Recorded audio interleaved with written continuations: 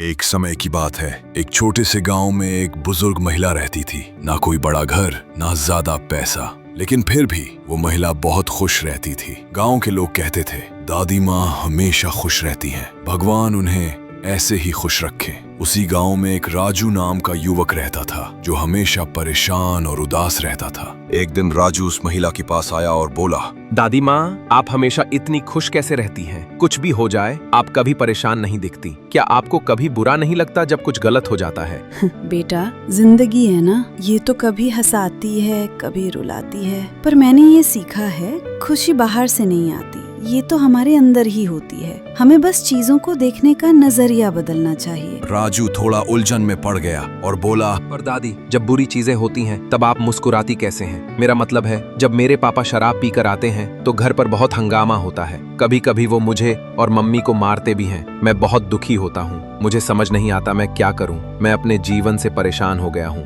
बेटा, मैं तुझे अपनी कहानी सुनाती हूँ, शायद उसमें तुझे जवाब मिल जाए। जब मैं जवान थी, मेरा एक प्यारा सा परिवार था, पति और बच्चे। हम अमीर नहीं थे, लेकिन दिल में सुकून था। फिर एक दिन मेरे पति बीमार पड़ गए, पैसे नहीं थे इलाज के लिए, और वो हमें छोड़कर चले गए। मेरे लिए वो दिन सबसे ज्यादा तकलीफ भरा था।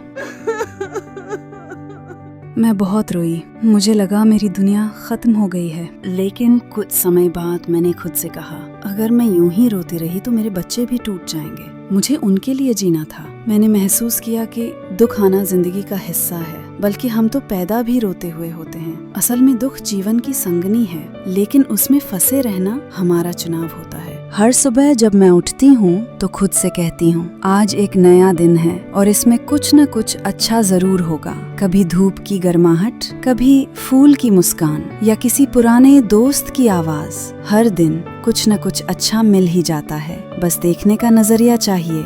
लेकिन अगर कुछ बहुत बुरा हो जाए तो दादी माँ? तब मैं खुद से कहती हूँ, ये भी बीत जाएगा। हर बुरा वक्त हमेशा के लिए नहीं होता। और तब मैं उन चीजों पर ध्यान देती हूँ जो अभी भी मेरे पास हैं। मेरी सेहत, मेरा परिवार, और सबसे बड़ी बात, मेरी सांसें। खुश रहना कोई जादू नहीं बेटा, ये रोज का एक चुनाव है जो मैं हर सुबह करती हूँ। पर यही तो इंसान की सबसे बड़ी भूल है ना। हम अपने दुख में भगवान को कोसते हैं। हमें लगता है, अगर मेरा काम नहीं हुआ तो भगवान ने मेरी नहीं सुनी। लेकिन क्या कभी हमने सोचा, शायद वही काम किसी और की मुस्कान बन गया हो। जिसका नुकसान हमें दिख रहा है, वही किसी और की सबसे बड़ी राहत हो सकती है। हम सब एक ही सिक्के के दो पहलू हैं। किसी की हार किसी और की जीत बनती है। यही है जीवन। बेटा, जिंदगी आसान नहीं होती, लेकिन अगर हम चाहें तो उसे आसान बना सकते हैं। हम हर परिस्थिति में एक वजह ढूंढ सकते हैं मुस्कुराने की। खुश रहना एक कला है,